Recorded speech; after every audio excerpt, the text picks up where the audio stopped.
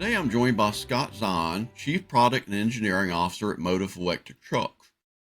He's responsible for the company's product roadmap and for ensuring Motiv's technologies and finished vehicles are designed, validated, and tested to perform at the highest quality standards while also meeting customer expectations.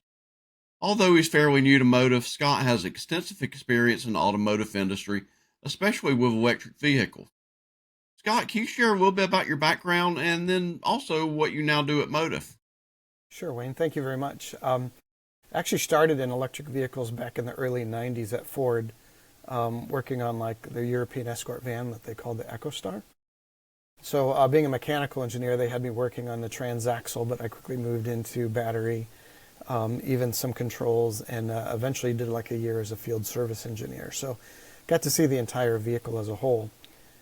More recently, though, I was responsible for setting up the fuel cell and battery EV programs at Hino, looking at doing a Class 6 through Class 8 trucks. We did a lot of work with the Toyota fuel cell integration at that time as well. From there, I spent a couple of years with Xos, started there as the director of medium-duty vehicles, and then worked my way into be the head of the engineering organization.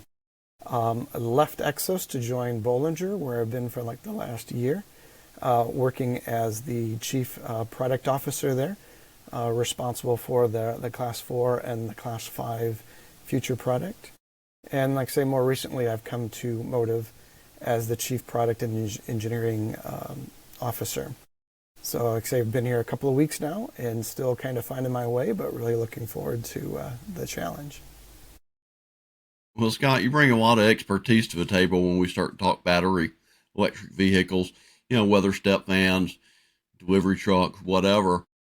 I want to run a couple of questions by you. And what I thought I would start with would be if you could tell us the key technical and operational challenges that currently face or prevent the widespread adoption of commercial battery electric trucks, particularly in that final mile delivery and regional transport role. Sure. Like I say, Motiv is very active in the medium-duty segment, and I do believe that when it comes to the technology, that the vehicle side of the technology is pretty robust. So, like I say, trucks are being used, they're being tested, they're being evaluated. So when you look at like the motors, the batteries, and so forth, the technology is pretty up for the course of the job. From this point, in my opinion, it's really just a matter of continuous improvement, right? Getting more efficient powertrains, getting better, lower cost batteries. I do believe the big challenge right now is going to be in the infrastructure side of things, and also in the battery technology. But I do think that there are opportunities going forward where those things are going to continuously improve, and then you'll see a much wider adoption of this technology. Well, it's interesting that you mentioned infrastructure because what I was going to ask next was what infrastructure developments are most critical to supporting a large-scale transition to electric trucking, and what are the differences between the needs for urban versus rural logistics? So again, medium-duty trucks, meaning Class 4 through 6, those trucks are really kind of like the sweet spot for electrification. They typically have fixed routes. They come home to a depot at night and can be charged. And this is one of the things I like about the Motiv vehicle. Motiv has developed their vehicles around level 2 charging so that it doesn't require a lot of unique infrastructure in there. But I do think that is going to be the biggest challenge is how do you get a large number of vehicles charging overnight from that perspective. But the middle and last mile delivery vehicles, their routes are typically shorter than, say, like long haul. Long haul, I definitely see a lot more challenges with infrastructure and really the time it takes to recharge a battery on one of those vehicles. So those are going to be a little more challenging. So like I say, Class 4 through 6 seems to be like an ideal class of vehicles for electrification. One thing I see a lot of integration and the catchphrase all the time, single pane view.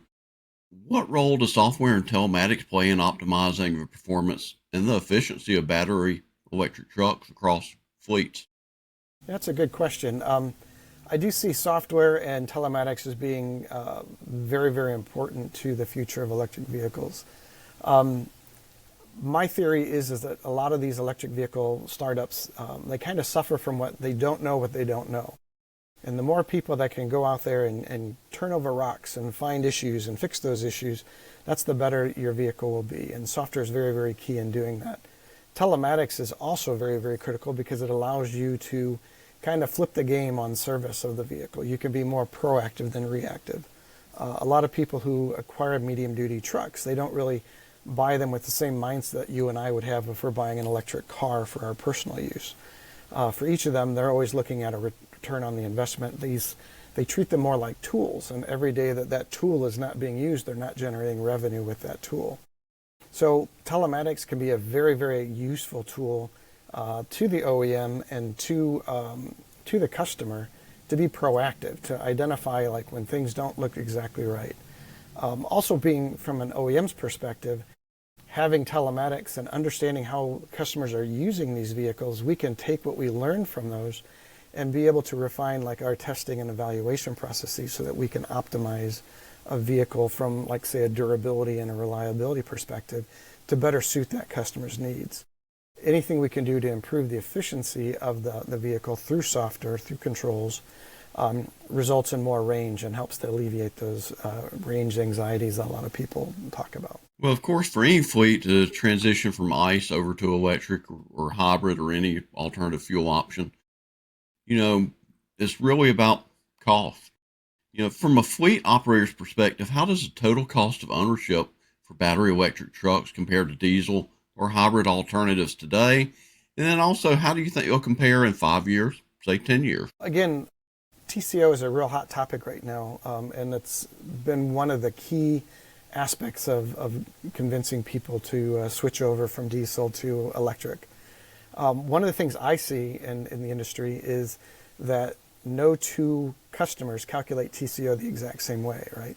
A lot of people look at the acquisition cost, they look at the maintenance cost, and then they compare the two between diesel and electric. There are other costs that should be factored in there too, just the normal cost of operation, and then obviously the cost of disposal of the vehicle. Once you're done using the vehicle at the end of its product life cycle, there's costs associated with that. The biggest challenge I also see from our customers in their TCO calculations is the cost that they would have to pull together to support that calculation. Many times in larger organizations or larger fleets, those costs are tracked by different departments, and trying to get all that data together so that you are doing a true apples to apples comparison tends to be a bit of a challenge because they're not collected under one, just one organ or one person within an organization. So I think that's the biggest thing about TCO. You mentioned about in the future, I do think that as we look at like EV technology today, compared to where it was back in the 90s, like when I started, costs have come down dramatically. Batteries costs are dropping, efficiencies are improving. Like I mentioned with your first question, the hardware in the vehicle is pretty solid and pretty robust. There's just nowhere else to go except for to drive those costs down, and a lot of that will come with scale.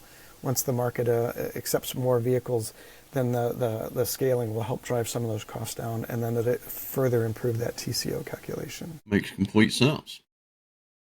Well, as we look at this transition, what policy or regulatory measures have been the most effective in accelerating adoption, and where are the biggest gaps that may be holding back on EV adoption? Yeah. Well, there's no doubt that the combination of incentives and regulations have really helped push the EV industry forward. More people are adopting, electrification over their diesel or gasoline. Unfortunately, that's a bit of a carrot and the stick, right? And the stick is kind of going away, and the carrots are getting smaller. So I think what we're going to see as we go forward with current regulations and incentives, the direction that they're heading, you're going to kind of see if which of these segments actually are the TCO calculation is actually paying off, right? Where does this actually stick in these industries? And I do think that the medium duty trucks, despite incentives and regulations, I still think that this makes financial sense. It does make good business case for that. I think I mentioned earlier that this is a very sweet spot for electrification. So it'll be interesting to see how this progresses going forward. But I do think that the medium duty will show that there is merit in electrification, and I think it will continue on. Maybe not as strong as it would have been with the incentives and with the regulations, but I think there's definitely a space for electrification in the medium duty market. One little extra question I'd like to throw in. Just imagine you're at a hotel at a conference, but you get on the elevator with somebody who doesn't know about trucking and transportation. They learn what you do. What would that elevator pitch to that just general consumer, general resident, non-fleet person? What's that elevator pitch to explain to them why we need battery electric commercial vehicles in these classes or potentially other classes? Well, I think obviously that the first impact, depending on whether this person was in the industry or not, obviously there's the cost trade-off, like we were mentioning there for the owner operators. Longer term, I believe, several years out, these vehicles will actually start like having a much larger ROI after the initial amortization of the initial purchase prices. But I definitely think that there's a lot of benefit in the environmental impact, right? There's a lot of focus on clean air regulations, and having zones where they can't have emissions. And for somebody that kind of grew up in a big city and had to deal with smog and everything like that, that's a huge improvement. Even the noise quality, these vehicles are so quiet, and the performance.